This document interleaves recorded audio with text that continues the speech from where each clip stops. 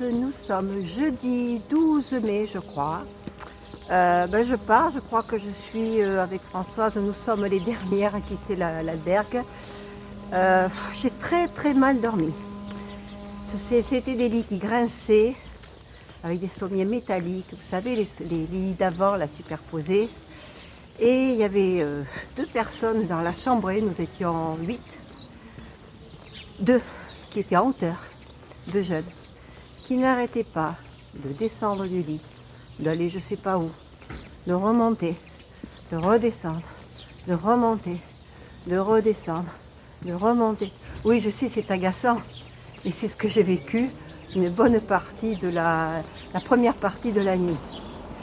Je parle pas du pipi, de la nuit, de tout. Non, là je ne sais pas pourquoi ils descendaient. Et plus les lits qui grinçaient, plus une personne qui ronflait.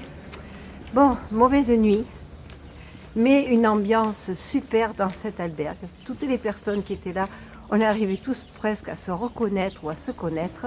C'était génial. En plus, notre hospitalier, Pépé, c'est quelqu'un un bénévole extrêmement gentil, qui nous a accueillis avec, comme vous avez pu voir sur ma vidéo d'hier, des petits quartiers d'orange, des petits gâteaux, de l'eau fraîche avec du citron.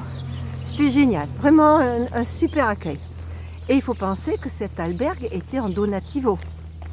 Donc donativo, c'est quand même intéressant pour les personnes qui n'ont pas de budget avec cet accueil-là.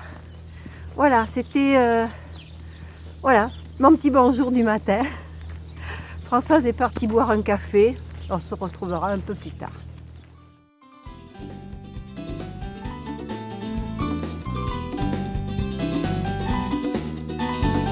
Sur le chemin des cathédrales coiffé de coquilles au chapeau, j'ai pris mon bourdon, mes sandales et ma besace sur le dos. L'aumône dans ma panetière entre seigneurs et mendigos, voulant le pavé de naguère, je pars pour Santiago.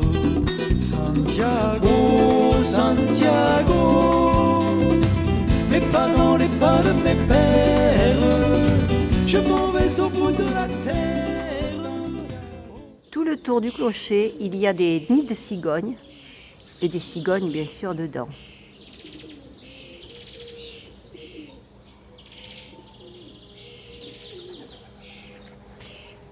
J'ai pris le temps de faire le tour de l'église de ce petit village, parce qu'aujourd'hui nous n'avons pas beaucoup de kilomètres à faire, il est presque 8 heures.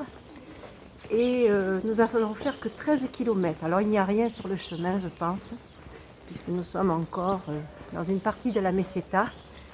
Donc j'ai pris le temps de faire un petit tour avant de démarrer vraiment. Voilà, le ciel est couvert. Je pense qu'on aura moins chaud. On nous a dit qu'il ne pleuvrait pas, qu'il n'y aurait pas d'orage. On verra bien. On sortira le poncho, autrement on a l'habitude.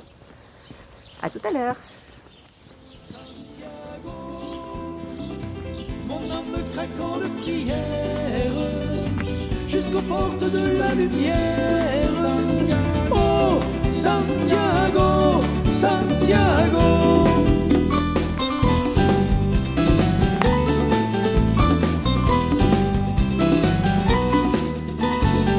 Vers le tombeau du grand tabou de mi-pèlerin, mi-cheminot, je marmotte mes matelots, tantôt louange, tantôt...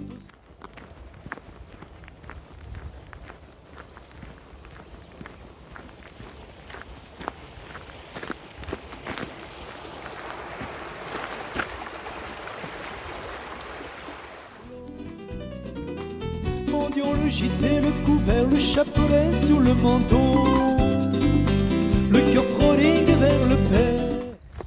Alors c'est vrai que sur ce chemin, il n'y aura pas grand-chose à dire, du moins je ne le pense pas, parce qu'on fait un petit bout de chemin de 13 km, c'est tout petit, hein. Mais je tiens quand même à vous dire quelque chose. Ce que je veux vous dire, c'est un grand merci. Un grand merci pour tous ceux qui ont fait des dons, qui ont déjà commencé. Un grand merci à ceux qui en feront par la suite. Effectivement, cette association et en particulier notre page Nos pas vers Compostelle pour des enfants sans cancer est une cause qui me tient à cœur, ainsi qu'à Françoise, parce que malheureusement, les enfants sont de plus en plus touchés et ça n'ira pas en s'arrangeant. Il faut savoir que toutes les familles peuvent rencontrer ce malheur. Alors, cette association s'est récolter des fonds, des dons, pour aider la recherche, pour qu'elle avance un petit peu plus vite pour les enfants.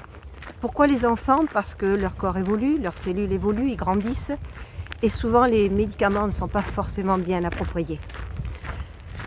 Il faut aider aussi les familles, parce que lorsqu'un enfant est touché par cette maladie, la famille entière est touchée.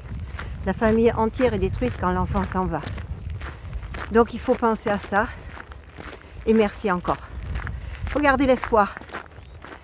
Même si c'est une maladie qui fait beaucoup de mal, il faut garder l'espoir. L'espoir d'en sauver un maximum, d'en guérir un maximum. Merci à tous. Je marche sur el camino Santiago, Santiago, mais pas dans les pas de mes pères. Je m'en vais au bout de la terre. Oh Santiago, mon âme craquant de prière, jusqu'aux portes de la lumière. Oh Santiago, Santiago.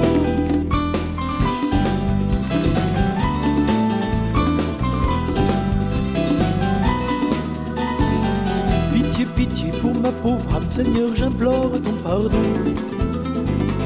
Ma vie plaidée par Notre-Dame vaut témoin que celle d'un larron. Mais si jamais au soir de Pâques t'es aux portes de l'enfer, j'appellerai Monsieur Saint-Jacques, dernier recours de ma misère. Santiago, Santiago, mais pas dans les pas de mes pères. Je m'en vais au bout. Toujours le même décor devant, mais derrière aussi. Contrairement à l'autre chemin de la Meseta, celui-ci est très bien aménagé pour les pèlerins. On trouve beaucoup d'endroits où s'asseoir ou pique-niquer. Monotone, mais bien équipé. Oh Santiago, mon âme craquant de prière, jusqu'aux portes de la lumière. Oh Santiago, Santiago.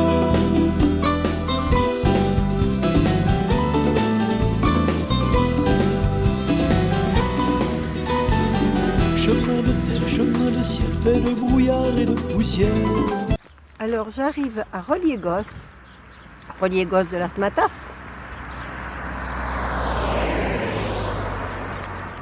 Et devant, j'aperçois Anna Maria et Peter, que je rejoins petit à petit. Ils marchent plus vite que moi aujourd'hui.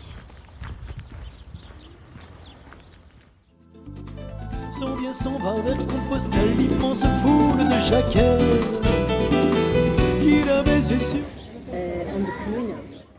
tombeau, l'âme d'enfant de vieille peau, plongée dans le sang de l'agneau. Eutré à Santiago, Santiago, Santiago, Allende, Allende la Sierra.